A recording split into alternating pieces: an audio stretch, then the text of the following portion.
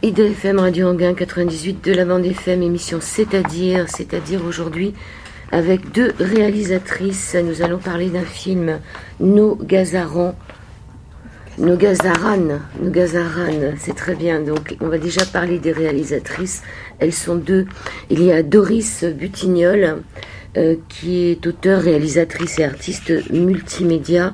Elle est née en France. Elle entame son parcours artistique à Vancouver, au Canada, au début des années 80, en collaborant notamment avec le Western Front à des projets issus du mouvement Fluxus. Elle participe à des expérimentations liées à l'émergence des nouvelles technologies, comme la plissure du texte, un projet d'écriture télématique simultanée initié par Roy Ascott dans le cadre de l'exposition Electra pour le Musée d'Art Moderne de Paris. Elle est aussi accompagnée de Carole Menduni, si je le dis bien, Carole, qui est auteure, qui est metteur en scène, photographe et réalisatrice, qui est aussi née en France. Elle a étudié le théâtre à l'Université de Londres, où elle travaille comme metteur en scène pendant 5 ans, entre 2000 et 2005. Donc toutes les deux ont collaboré à ce film qui s'appelle Nos Gazaran. Alors qui me répond déjà sur Gazaran ? Nos Gazaran, comme Nos Pasaran en fait.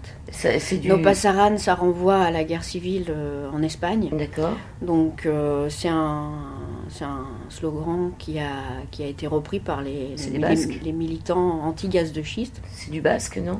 Non, c'est l'espagnol. Nos Pasaran, ça passera pas quoi. D'accord. Donc Nos Gazaran, pas de gaz. Donc on a repris ce slogan parce qu'on l'a entendu au fil du tournage régulièrement et que voilà, ça représente assez bien la mobilisation.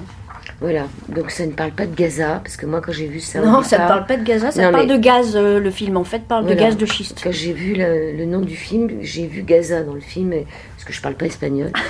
Bon, alors on peut déjà rappeler ce que c'est que le gaz de schiste. C'est un gaz naturel retenu à grande profondeur dans certains schistes, on dit, Ouais, c'est ça, la roche des bassins sédimentaires. Il n'est donc pas retenu sous une couche imperméable, comme c'est le cas pour les gisements dits conventionnels de gaz ou de pétrole, mais ce gaz est emprisonné dans la roche elle-même. Pour l'en extraire, il faut opérer une fracturation de cette roche. On parle d'hydrofracturation ou fracturation hydraulique ou fracking. La technique du fracking consiste à forer un trou jusqu'à 4 km sous terre dans la roche de schiste. Un mélange d'eau, de sable et de composants chimiques sont ensuite injectés sous très forte pression. La roche de schiste est alors fracturée, laissant alors le gaz naturel prisonnier s'échapper. L'exploitation de ces gisements est coûteuse et présente des risques pour l'environnement, dans le sous-sol, dans les nappes phréatiques et en surface. Alors la première question que je voulais vous poser, à l'une ou à l'autre, c'est de savoir pourquoi vous vous êtes intéressé depuis plus de 2 ans maintenant à cette question. En fait, on habite dans la Drôme, donc Drôme-Ardèche. Donc moi j'ai entendu parler du gaz de schiste par des Ardéchois qui habitent sur un permis, enfin sur un territoire où on a délivré un permis d'exploration de gaz de schiste. Donc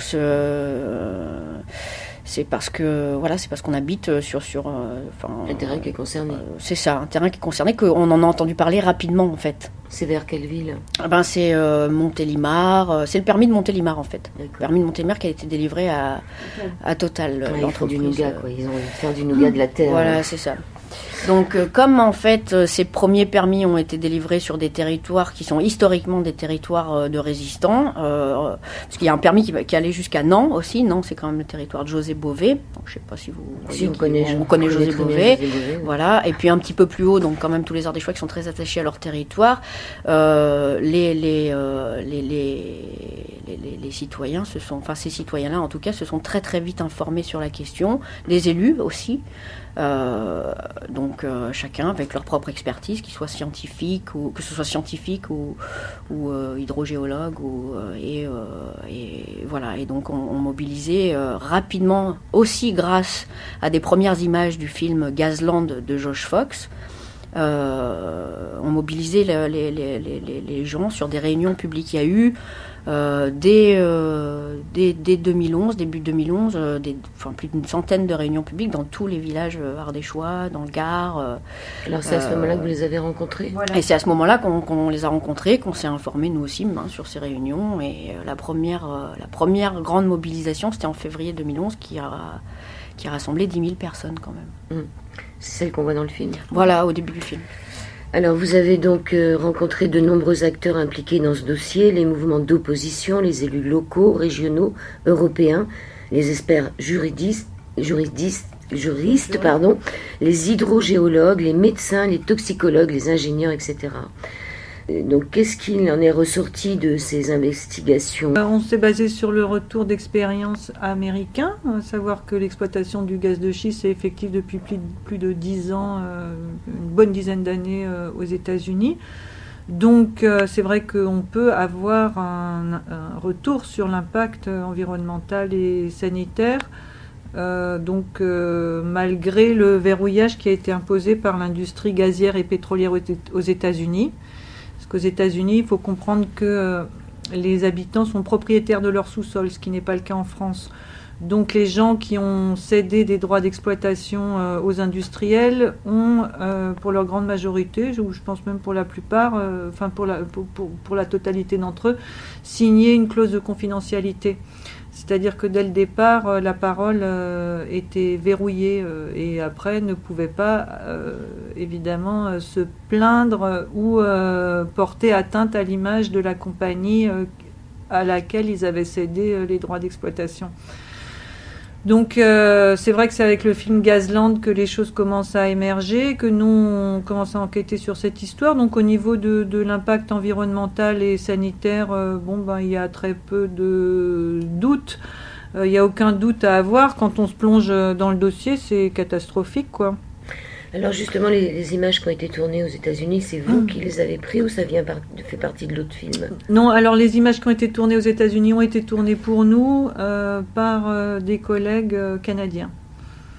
C'est impressionnant quand on voit cet homme qui nous montre l'eau qui tire de son puits, qui est complètement polluée, on dirait un bouillon de culture, on dirait de la pisse, c'est dégueulasse, et qui nous dit que pendant 2 ans, la compagnie de gaz va lui donner des grands conteneurs d'eau et qu'ensuite ce sera à sa charge. Il n'a plus d'eau potable sur son terrain. Oui, c'est ça. C'est donc il fait. Là, vous citez un des témoins du film, Ray Campbell. Il fait partie effectivement des gens dont le puits a été touché. Donc son eau est devenue impropre à la consommation. Donc la compagnie Cabot et Oil, bien que la compagnie dément avoir quelque chose à voir avec la pollution de l'eau, livre quand même pendant 3 ans des conteneurs. Voilà, des conteneurs d'eau. Puis après, au-delà des 3 ans, les personnes sont obligées de se débrouiller. Les personnes qui n'ont plus d'eau potable, comme Ray Campbell, sont obligées de se débrouiller. Pour certains, faire une centaine de kilomètres pour aller recharger leur réservoir d'eau en eau potable. Donc oui, effectivement, on se rend compte que ça devient... après, puis les gens comme Ray Campbell, dont la terre et la maison ont été victimes de cette pollution, après, on ne peut pas revendre sa propriété. Et puis en plus, c'est un paradis, cette maison. Quand on regarde, elle est belle, cette maison. Et ouais, voilà, c'est un bel endroit. C'est effectivement... Alors, pourquoi cette controverse autour du gaz du schiste? Pourquoi? Autour du gaz du schiste? Oui. De schiste. C'est quoi la controverse exactement? Oui. Pourquoi il y a cette controverse autour du gaz de schiste? Parce qu'il y a une idéologie dominante qui est là pour vendre un nouvel Eldorado pétrolier, donc le gaz de schiste, le nouvel or noir. Et donc effectivement, il y a un discours dominant qu'on a pu entendre qui est que le gaz de schiste va permettre une forme d'indépendance énergétique, va sauver la France ou l'Europe du marasme, de la crise dans laquelle on est, et une solution pour le problème de notre consommation d'énergie. Oui, parce que surtout ils décident sans nous. Voilà. C'est ça la grosse controverse. Donc ça, c'est le discours dominant. La controverse, c'est que non. Donc, comme je disais tout à l'heure, les dégâts environnementaux et sanitaires, ils sont incontestables. Par contre, un argument auquel le grand public n'a pas été très éclairé sur cet argument-là ou sur ce point-là, c'est l'argument économique. Parce que le gaz de schiste n'est rentable en fait que pour les multinationales qui détiennent les brevets et qui en général ont fait un profit non pas sur la production de gaz de schiste parce que le gaz de schiste est vendu à perte, mais sur la spéculation que ça a engendré. C'est-à-dire qu'il y a eu une bulle spéculative, énorme sur le gaz de schiste. C'est là où effectivement les grosses compagnies et le système financier va s'enrichir. Et voilà, quand on a après sur ce qui est des retombées pour les populations locales et de la création d'emplois et tout ce qu'on a pu entendre, non. Tout ça est faux. On crée entre 13 ou 14 emplois fixes par puits. Un puits, c'est 3 mois de travail. Ce sont des emplois temporaires de chauffeurs de camions, de manutentionnaires, vu que de constructeurs déjà aussi. Vu que les brevets sont détenus par des compagnies américaines et canadiennes, ils arrivent avec leur staff d'ingénieurs, etc. Ensuite, un puits, c'est très coûteux. Un puits de gaz de schiste, c'est très coûteux. Et la rentabilité est faible. Le coût environnemental est énorme. Même sans parler de pollution de nappe phréatique, c'est un coût qui est lourd parce que c'est énormément consommateur d'eau. Oui. Ça fait une désertification. Voilà, ça fait une désertification des sols, donc ça pose aussi le problème de la souveraineté alimentaire, etc. Donc, si on fait un véritable calcul économique, et le New York Times l'a fait, puisqu'il y a toute une section du site du New York Times qui est consacrée à la réalité économique du gaz de schiste, avec des informations qui notamment ont fuité de l'intérieur de l'industrie même, un genre de Wikileaks de l'industrie gazière. Donc voilà, j'invite les auditeurs à se rendre sur ce site-là et à vérifier les informations qu'on leur donne. Quand Montebourg parle de 100 000 emplois, ben voilà, il faut compter, même si on compte 15 emplois par pluie, ben vous divisez 100 000 par 15 et vous voyez le nombre de puits qui serait nécessaire de creuser en France. Donc on arrive à 7 700, 8 000 puits, c'est impossible. La terre sera c'est impossible sur la surface du pays. On n'est pas aux États-Unis et on est sur des régions où il y a des densités de population qui sont importantes. Alors le gaz de schiste est apparu comme une solution parfaite, un cadeau divin des industriels américains face au problème du peak oil. Dans une civilisation qui n'a pas conscience qu'elle est fondée sur l'énergie abondante et bon marché, à partir de l'expérience américaine, nous avons voulu faire comprendre aux spectateurs la nature et la gravité des risques de cette exploitation. Donc, le distributeur est Nour Film, le producteur Lardux Film à Montreuil. Ce qui est intéressant, c'est de parler des acteurs du film. Par exemple, vous avez Hervé Kempf, qui est journaliste essayiste à Paris. Oui, Hervé Kempf était un journaliste qui a longtemps travaillé pour le quotidien Le Monde, et puis qui finalement est parti, a quitté Le Monde parce qu'on ne le laissait pas s'exprimer Enfin voilà, il n'avait pas la liberté d'expression qu'il souhaitait, donc il a un site d'information indépendant maintenant qui s'appelle Reporter. .net. Voilà, et c'est un essayiste aussi, et donc c'est à lui qu'on doit fin de l'Occident, mort de l'Occident, non, fin de l'Occident, naissance du monde, comment les riches pillent la planète, l'oligarchie ça suffit, etc., etc. Ensuite, on a le professeur Hervé Kempf dit « Nos concitoyens sentent que le monde ne va plus et sont prêts à accepter une autre vision du monde. » Professeur André Picot, toxicologue à Paris. André Picot est un toxicochimiste qui a déjà produit tout un travail autour de la pollution chimique, industrielle, notamment l'amiante. C'est lui qui a réussi à faire sortir le scandale de l'amiante. Donc il est dans l'association ATC, Association de Toxicochimie. Donc c'est pareil, il a fait un bilan donc sur les huiles de schiste et gaz de schiste. Et qu'est-ce qu'il trouve dedans ? Qu'est-ce qu'il trouve dedans ? Il trouve du benzène, de la formaldéhyde, en fait, de l'oxyde d'éthylène. C'est incroyable. Et puis il s'est surtout rendu compte que les produits qui étaient injectés étaient en mélange dans le sous-sol, puisque là en fracture on parle de 4 km sous terre, donc ces produits injectés ils ne sont pas ceux qui ressortent, donc forcément c'est un réacteur chimique, il y a déjà des produits naturellement dans la terre, et ces produits en mélange font ressortir des produits extrêmement dangereux et cancérogènes. C'est lui qui dit que c'est criminel dans la bande-annonce. Il dit que c'est criminel pour les humains, je veux dire. C'est-à-dire que ces forages de gaz de schiste sont criminels. Claude Pradal, maire de Villeneuve de Berg en Ardèche, et donc le maire du village où ça s'est passé, le pauvre maire, il doit se débrouiller. Il n'est pas tout seul, Claude Pradal. Ils sont nombreux les maires d'Ardèche à s'être mobilisés ensemble. Et pour aller donc voir le préfet et puis pour écrire leur doléance.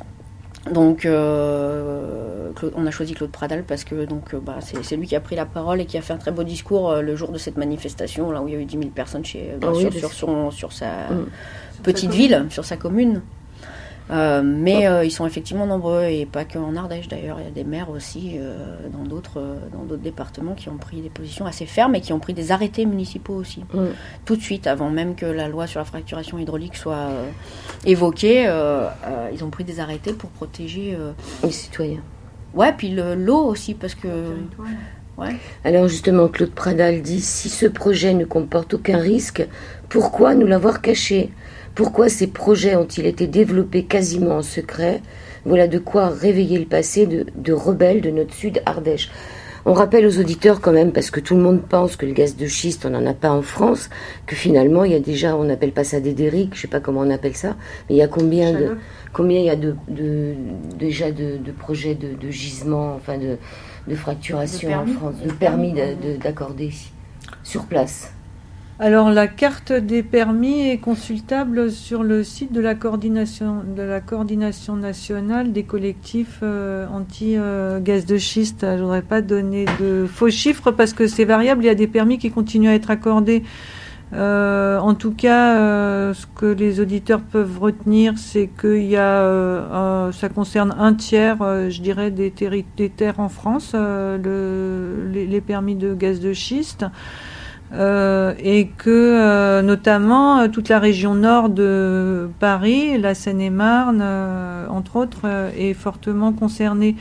Pourquoi ? Parce que c'est une région où il y a déjà une exploitation pétrolière, donc de pétrole conventionnel depuis plus d'une quarantaine d'années. Donc il y a des infrastructures qui sont en place, il y a des compagnies qui sont là depuis des dizaines d'années, d'autres qui arrivent, et que c'est en Seine-et-Marne qu'il y a 3 puits qui ont été forés verticalement, donc qui seraient prêts pour la fracturation hydraulique. Donc c'est l'endroit effectivement où la menace est la plus forte. Alors dans votre film, vous avez aussi Isabelle Lévy du collectif du pays Faire-toi en Seine-Maritime. En Seine-et-Marne. Seine-et-Marne. Ah, il y a une erreur, oui. C'est en Seine-et-Marne. C'est ce que je viens de voir. Oui, il y a une erreur sur le livre. Donc elle dit qu'une pression est exercée sur le gouvernement pour que cette commission permettant l'expérimentation soit mise en place. Donc, qu'est-ce qui nous garantit, nous, aujourd'hui, que nous ne serons pas terrain d'expérimentation dans 6 mois ? C'est Isabelle Lévy. Il y a aussi Michèle Rivasi, qui est députée européenne, et qui dit: ce n'est pas à l'industrie de décider de notre avenir énergétique, c'est aux citoyens de le faire. Il y a des très beaux moments de votre film où on les voit justement. Comment vous avez fait pour aller filmer On a demandé des autorisations de tournage et on les a eues à l'Europe. Ouais. À la Commission européenne. Ouais. Donc ils sont quand même... on avait des contacts, on est passé par les contacts qu'on avait. Après, les médias sont en général assez facilement autorisés à filmer à Bruxelles. Il y a pas, c'est quand même le Parlement européen, il ne devrait pas y avoir de difficulté. Après, il y a un protocole à respecter, il y a des autorisations à demander, il y a un protocole à respecter. Mais comment ils sont à ce niveau-là? Il y en a qui sont pour, il y en a qui sont contre, comment ça se passe? Oui, évidemment, il y en a qui sont pour, il y en a qui sont contre. Ah, vous voulez dire des députés européens? Oui, comment vous sentez ça? Ah oui, quelle tendance? Oui. En fait, le truc, c'est que le Parlement européen est quand même majoritairement PPE, donc Parti populaire européen, c'est-à-dire toute droite confondue en Europe, et les Verts sont minoritaires. Donc la tendance, elle est quand même beaucoup plus au libéralisme et faire de l'argent. Voilà, c'est ça. Enfin, c'est vraiment l'impression que j'ai eue sur ce tournage, et puis surtout avec ce qui est en train de se passer sur le traité transatlantique qui est en cours. Donc entre les États-Unis et le Parlement, qui est un traité de libre-échange. Oui, mais ça c'est pas... Voilà, parce qu'il nous reste peu de temps. Il y a aussi... peu de temps, néanmoins. Oui, ça fait partie de la même histoire. C'est ce qui nous fait dire que le gaz de schiste, ce n'est pas fini. Il faut continuer à s'informer, parce qu'il y a un lobby industriel qui est très fort, et que les industriels ont réellement envie de venir s'implanter en Europe. Pour des raisons vraiment d'intérêt privé, il faut le savoir, non pas pour pallier. C'est pas pour notre bonheur, puisque justement. Nous avons besoin, ou pas besoin, parce qu'il faut penser transition énergétique aussi, c'est-à-dire réduire un peu notre consommation d'énergie. Oui, puis comme le dit Robert Pili dans votre film aussi, consultant international énergie propre et recyclable, il dit que le gaz produit sera mis sur le marché mondial et vendu au plus offrant. Les deux bourses qui détiennent les marchés des hydrocarbures sont Londres et New York. Le gaz ne sera donc pas forcément pour les Français. Donc ça, c'est important la réalité de du dire. Marché, effectivement. Voilà, donc qu'on arrête de faire la France un gruyère. Il y avait aussi Guillaume Vermorel, porte-parole collectif 07, qui en parle. Oui, lui, il est spéléologue, Guillaume, donc il est très concerné aussi par le sous-sol français. Mais qu'est-ce qu'il dit, lui? Ah oui, il parle de Mouvoil. Oui. Mouvoil, c'est une start-up, en fait. C'est une start-up de retraités du pétrole qui espère faire un bon coup financier avant de partir à la retraite. Ouais, c'est ça. En fait, oui, Mouvoil, c'est une société pétrolière qui détient un permis sur le sud d'Ardèche et le nord du Gard, permis de la plaine d'Alès, du bassin d'Alès. Et en fait, donc on a enquêté, nous, sur toutes ces compagnies, savoir c'est qui détient un permis et qui est cette compagnie. Donc Mouvoil, c'est les transfuges de Elf. C'est Jacques Sigolet, qui était l'ancien bras droit de Loïc Le Floch-Prigent, qui ont créé une société écran avec un prête-nom, donc Mouvoil, basé dans un paradis fiscal à Zug en Suisse. Et derrière, effectivement, c'est ces gens qui sont qui vont spéculer sur les permis, parce qu'ils n'ont jamais fait de gaz et qui sont C'est ceux de la France-Afrique, on va dire. C'est ceux de la France-Afrique qui maintenant essayent d'investir dans le gaz de schiste. Donc quand même, la question que ça pose, c'est que quand quelqu'un comme Jean-Louis Borloo délivre un permis à une société comme Mouvoil, est-ce qu'il a fait la même démarche que nous? Est-ce qu'il s'est interrogé sur c'est qui Mouvoil et à qui je donne ce permis et qui c'est qui est derrière? Parce que nous, on l'a fait systématiquement. Dans le film, on voit, il y a des split screens. Chaque fois qu'on cite une compagnie, on dit qui c'est qui est derrière, c'est qui ces gens-là qui sont supposés venir nous sauver du marasme de la crise et résoudre le problème de l'énergie en France. Ben non, ce ne sont que des intérêts privés, très privés même, qui appartiennent au lobby le plus puissant du monde. Voilà, donc le film dure 1h30. Là, vous allez partir en tournée 150 villes de France. Pour débattre, pour expliquer, informer pourquoi et comment on a fait le film. Et comment les auditeurs, ceux qui nous écoutent, là, peuvent continuer en dehors de voir le film. Donc il y a un Facebook, No Gazaran, où tous les jours il y a des infos et sur le film et sur le gaz de schiste. Donc ça c'est assez facile, il faut faire No Gazaran et le Facebook apparaîtra.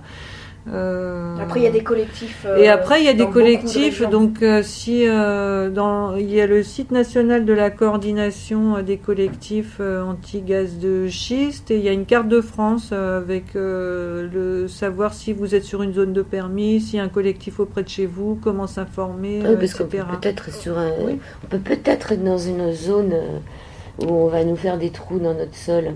Mais tout ce qui est schiste, parce que les zones qui ne sont pas concernées, c'est les zones graniteuses. Non, la Bretagne n'est pas concernée, par exemple. Les Alpes, oui, en Savoie, il y a des permis, en Haute-Savoie aussi, ça n'a rien à voir avec... en fait, c'est la nature du sédiment. Le schiste, c'est une certaine roche sédimentaire qui n'est pas le granit. C'est dans cette roche-là que sont emprisonnés les hydrocarbures. Alors, ce qu'on voit très bien dans le film, c'est que, en ce qui concerne les 2 derniers présidents de la République, ils étaient tout fiers de nous annoncer qu'il n'y en aurait pas. Vraiment, on voit vous avez repris des images d'archives. Tous les 2 sont très contents, ils sont bien applaudis, et qu'en vérité, sur le terrain, ils sont déjà là. On peut dire qu'il y a déjà un moment où on voit un puits, enfin moi j'appelle ça un puits. On voit un puits qui est bien qui est foré, où il y a autour des vigiles qui le gardent comme je ne sais quoi, presque avec des chiens, enfin c'est une horreur. C'était pour protéger le forage des habitants. Au cas où les habitants seraient dangereux pour le forage. Oui, voilà, c'est les habitants qui deviennent dangereux. Donc, on rappelle le titre du film. No Gazaran. No Gazaran. Je vous remercie beaucoup. On rappelle votre nom. Carole Monduni, oui. Et Doris Butignol.